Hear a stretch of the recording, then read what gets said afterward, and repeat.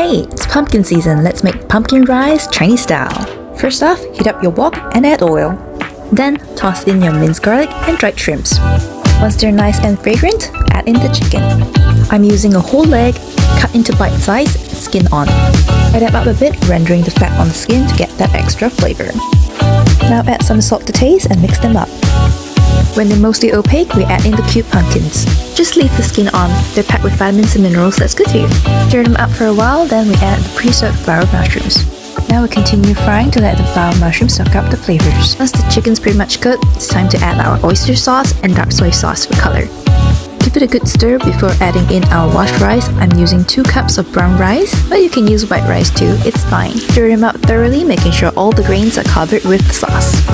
Now it's time to season again with salt, and if you prefer, you can add some white pepper powder, but I prefer mine without.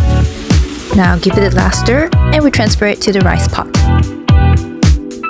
Now we add water about an inch over the rice level. We also reuse the mushroom water, and in it goes into the rice cooker. Mine's a pressure cooker, but basically you just follow your cooker's instructions for cooking rice. Just look at how fluffy the rice is.